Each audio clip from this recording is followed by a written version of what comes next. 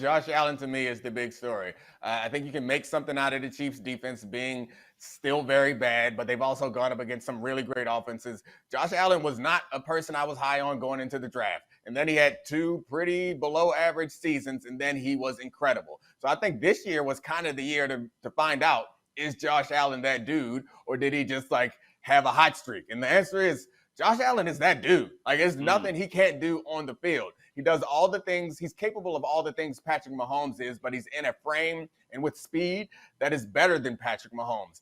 I think the problem with Josh Allen, which is ridiculous to say because there are no problems with him right now, but the reason why I think Patrick Mahomes is still better is though Mahomes has had some turnovers this year, that's never been his problem. And so Josh Allen is the story of last night because through the delay, the weather delay, being on the road, playing against a great team, Josh Allen showed up and he was running.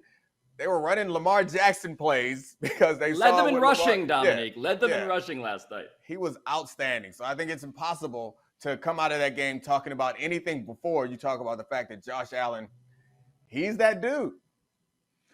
Yeah, Josh Allen is 100% the story because going into last night, the Bills had beat up on bad teams. Now, they had beat the hell out of them in the first 4 games of the season, but it had been bad teams. When the Washington football team is the best offense you faced in here, I don't exactly consider you stress test, but that is the big story. I am with you on that one, Dominique. The thing that I came away, and this had been the last couple of games, something looks like physically off with Patrick Mahomes. Like, I know their offense has still been one of the best, if not the best in the league. I think DVOA had them last week at number 1 in offense. Like, they had still been a juggernaut, but a lot of those plays that Pat had made in the past were balls that were fluttering last night, even before the weather took hold, even before the rain delay and all these things started to creep in. So it's not like a sound the alarms thing yet, because again, it's only affected them so much on that side of the ball. The other glaring difference between these two franchises that I thought was on display was the defense for Kansas City remains putrid, and the way that they have drafted along that front 4 in Buffalo between A.J. Epinesa last year out of Iowa and then Boogie Basham and Greg Rousseau both having big games last night, that was a big area they needed to step up last year, and that's a big area they've added in this offseason. Boogie Basham. That's just lean in on Boogie Basham for a second. Boogie Basham, a real person's name. Amazing.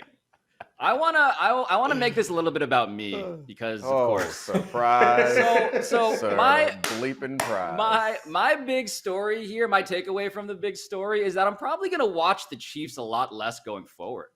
Like I feel like Patrick Mahomes has been sold to me as the great magician. But now he's that magician who is like doing the magic trick and he opens the box and the rabbit's dead. Like when I thought this was supposed to disappear, right? He almost loses to the Browns. He loses to the Ravens. He loses to the Chargers. He now loses to the Bills. And none of this is really all that suspenseful at this point, right? He's just a bad magician. I just want to teach you something, Gojo. I don't know if you know this about Pablo. Pablo is the king of the jump pass. So Pablo starts almost all of his sentences not knowing how he's going to finish them. And that is the most exciting thing about me hanging out with Pablo and listening to Pablo, because there will be times when he starts off, and he does it with metaphors too, like things that you should completely think out before you present them. And he jumps up, he's like, hey, he's like a magician. Pablo had no clue where he was going to end up on that one. So you're saying me and Patrick Mahomes, yeah. This time, I'm going to say that he completed his jump pass. He just jumped up, and he was like, I might shoot, I might pass. Then he said he pulls out a dead bunny, and I was like, it's a good metaphor. Yeah. I like it. Good job, but maybe it's the magician's assistant's fault, right? Maybe the magician's assistants, the defense, like they're not helping him out. He loves these metaphors. He will not let go of a good metaphor. He won't do it. You're gonna beat this to death like the bunny for the rest of the show. How many more minutes do we have? Like 30?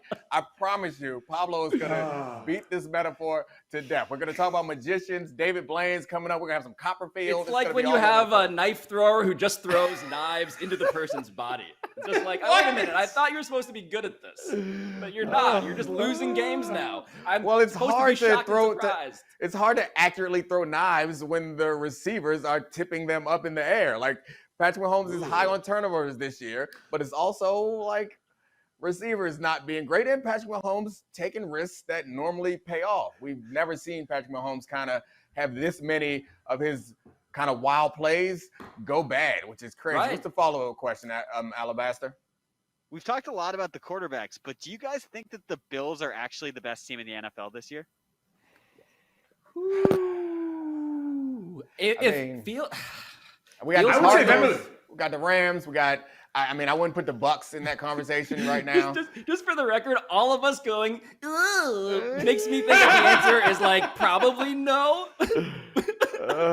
But we all think that we probably should say it, right? Because resume-wise, I mean, they're as good as anybody. We'll talk about the Chargers in a bit, I presume. But the Bills are the Chargers in the AFC, and the Bills were in the AFC title game last year. So class of the AFC is what it feels like to me. I mean, the Cards are undefeated. And their quarterback is one of the few quarterbacks that you can say is playing better than Josh Allen right now. And it always kind of comes down to the disproportionate impact of that position in some way. So I think they're the best team in the AFC. Their one loss was to a team that is not very good in the Steelers in week 1 and block punt, blah, blah, blah. You can excuse that one away potentially. But it's hard to say they aren't the class of the AFC given what they've done so far.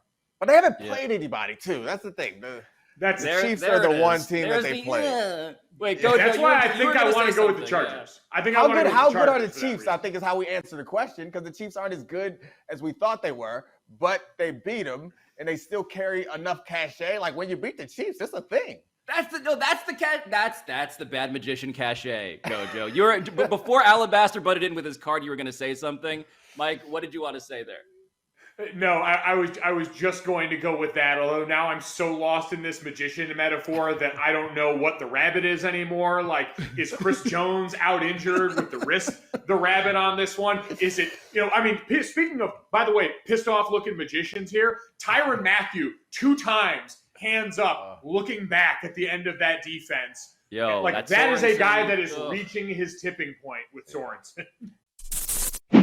Thanks for watching ESPN on YouTube. For live streaming sports and premium content, subscribe to ESPN Plus right now.